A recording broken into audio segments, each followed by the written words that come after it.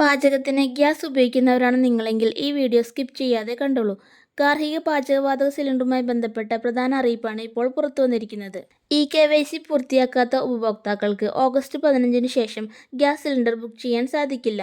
ഒപ്പം സബ്സിഡി നിരക്കിൽ ഗ്യാസ് ലഭിക്കുകയുമില്ല. അതായത് KYC പൂർത്തിയാക്കാനുള്ള അവസാന തീയതി ഓഗസ്റ്റ് 15-ആണ്. എന്താണ് ഈ പുതിയ മാറ്റമെന്നും ആരൊക്കെയാണ് ഇത് ബാധിക്കുക എന്നും KYC എങ്ങനെ പൂർത്തിയാക്കാമെന്നും നോക്കാം ഓൺലൈൻ മലയാളത്തിൻ്റെ ഇന്നത്തെ വീഡിയോയിലൂടെ. അതിനു മുന്നേ ചാനലൊന്ന് സബ്സ്ക്രൈബ് ചെയ്യാൻ മറക്കല്ലേ. എന്താണ് യഥാർത്ഥത്തിൽ KYC എന്ന് പലർക്കും സംശയമുണ്ടാകാം.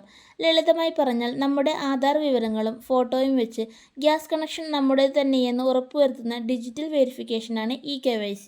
സബ്സിഡിയും മറ്റു ആനുകൂല്യങ്ങളും അർഹരായ യഥാർത്ഥ ആളുകളിലേക്ക് തന്നെയാണ് എത്തുന്നത് എന്ന് ഉറപ്പാക്കാനാണ് ഇത് ചെയ്യുന്നത്. പാചകവാതകത്തിൻ്റെയും അവശ്യവസ്തുക്കളുടെയും വിലവർധനവിൽ വലയുന്ന ജനങ്ങൾക്ക് വീണ്ടും തിരിച്ചടി നൽകുകയാണ് കേന്ദ്ര സർക്കാർ.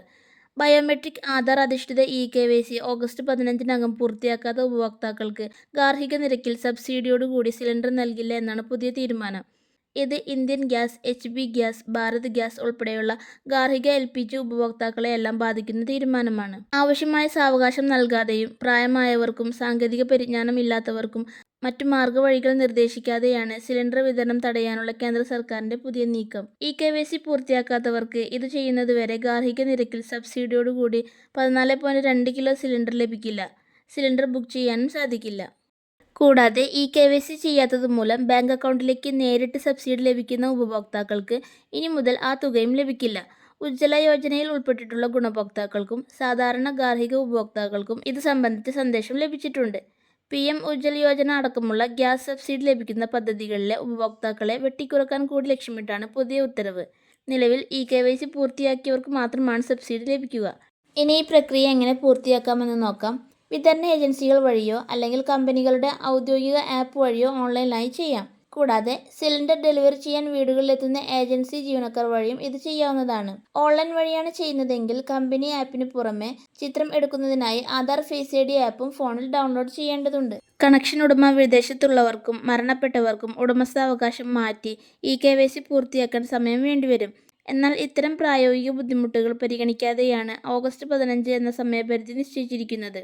2024 തന്നെ ഗാർഹിക LPG ഉപഭോക്താക്കൾ KYC പൂർത്തിയാക്കണമെന്ന നിർദ്ദേശം കേന്ദ്ര സർക്കാർ നൽകിയിരുന്നു. എന്നാൽ ഇത് നിർബന്ധമല്ലാതിരുന്നതിനാൽ പലരും ഇത് ചെയ്തിരുന്നില്ല. എന്നാൽ ഇതിപ്പോൾ നിർബന്ധമാക്കിയിരിക്കുകയാണ്. KYC പൂർത്തിയാക്കാത്ത ഉപഭോക്താക്കളെ തിരിച്ചറിയാനും അർഹരായവർക്ക് മാത്രമായി സബ്സിഡി ഉൾപ്പെടെയുള്ള ആനുകൂല്യങ്ങൾ ഉറപ്പാക്കുകയും ചെയ്യുന്നതിൻ്റെ ഭാഗമായാണ് പുതിയ നടപടി. KYC സംബന്ധിച്ച് സോഷ്യൽ മീഡിയകളിൽ പലതരത്തിലുള്ള വിവരങ്ങൾ പ്രചരിക്കുന്നുണ്ട്. അതിനാൽ അറിയാത്ത ലിങ്കുകളിൽ ക്ലിക്ക് ചെയ്യുകയോ OTP മറ്റൊരാൾക്ക് നൽകുകയോ ചെയ്യരുത്. KYC പൂർത്തിയാക്കാൻ കമ്പനികളുടെ ഔദ്യോഗിക ആപ്പോ ഗ്യാസ് ഏജൻസി തുടങ്ങിയ വിശ്വസനീയമായ മാർഗങ്ങൾ മാത്രം ഉപയോഗിക്കുക. അപ്പോൾ ഗ്യാസ് സിലിണ്ടർ ഉപയോഗിക്കുന്നവർ ഈ വിവരം പ്രത്യേകം ശ്രദ്ധിക്കുക.